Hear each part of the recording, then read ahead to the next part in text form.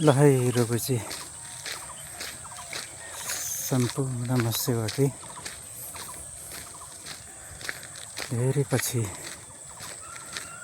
आज यात्रामा निस्किएको छु। हुन त हिजोदेखि नै निक्लिएको हो, आज मात्रै भिडियो चाहिँ सुरु गर्दैछु।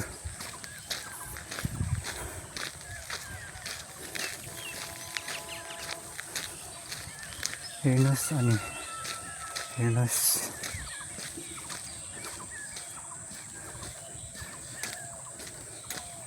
श्रृङ्खला साथमा यहाँहरू सम्पूर्णलाई हार्दिक स्वागत गर्दै आजको यात्रामा छु।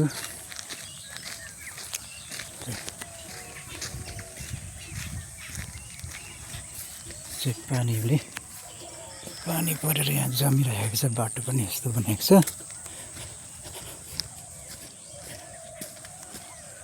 मौसम धुम्मै छ।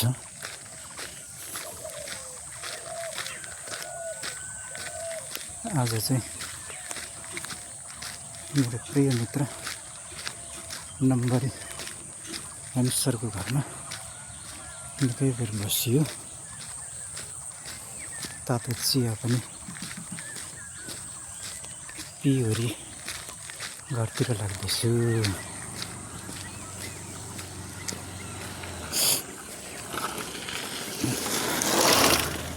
यसरी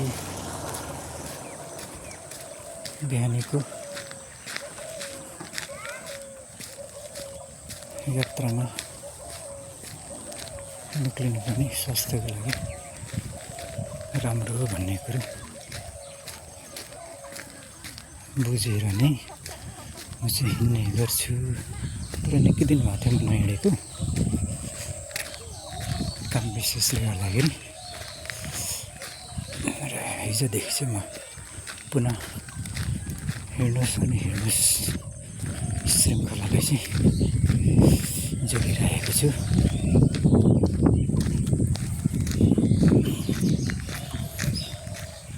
कुलखिमसम्म पुग्ने बाटो यही हो। यो चाहिँ मेरो नानाको घर हो, बाटोघर भनेर चिनिन्छ।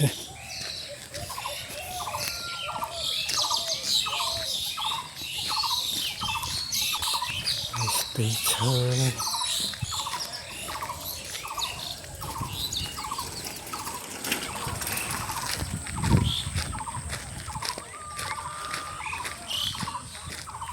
हेमसरकोमा चाहिँ चिया पिउँदै आज अलिक ढिलो भयो। म निक्लिनु चाहिँ 5 बजे निक्लेको, अहिले 8 बज्यो। निकै बेर अगाडि म लिएँ त्यहाँनिर हेमसरकोमा चिया पिउँदा गफसफ गर्दा टाइम त छिलेको पत्तै नआइ।